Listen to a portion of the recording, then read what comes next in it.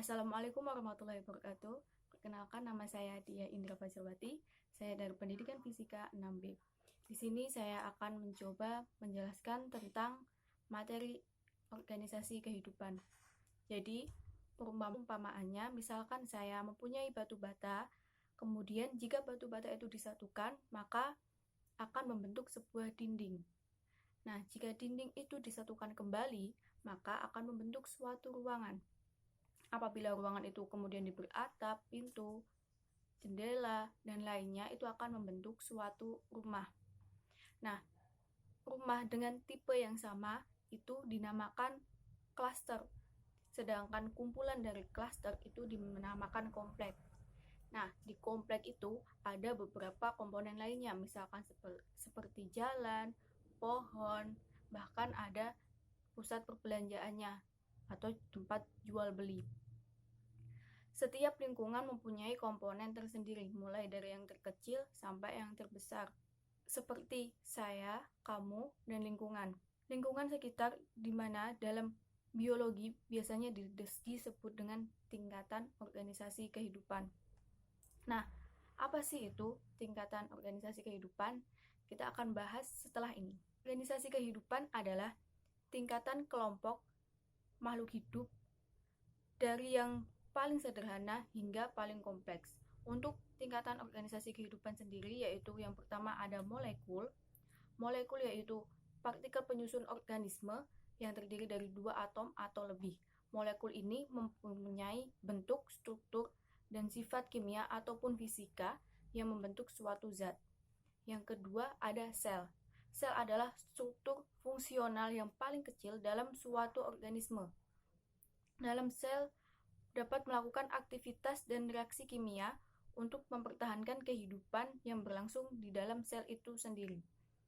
Ada 3 bagian sel yang berperan penting, yaitu mitokondria, ribosom, dan nukleus. Mitokondria berfungsi sebagai tempat respirasi seluler. Ribosom berfungsi sebagai tempat sintesis protein, dan nukleus berfungsi mengatur seluruh kegiatan sel. Kemudian ada jaringan. Jaringan adalah sekumpulan sel yang memiliki fungsi tertentu dalam tubuh makhluk hidup. Contoh jaringan adalah jaringan ikat, jaringan pengangkat, jaringan otot, jaringan meristem, jaringan saraf, dan jaringan epidermis.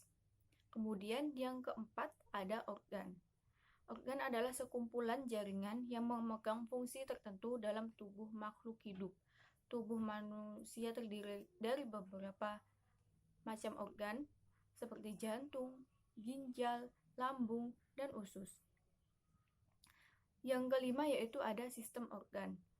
Dalam tubuh makhluk hidup, organ tertentu akan bersatu membentuk sistem organ.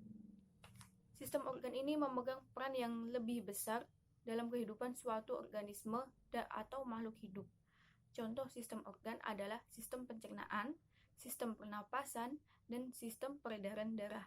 Yang keenam yaitu ada individu. Sistem organ kemudian akan bekerja sama dan menyusun tubuh organisme. Organisme adalah individu atau spesies yang dapat diidentifikasi. Ada 2 jenis individu.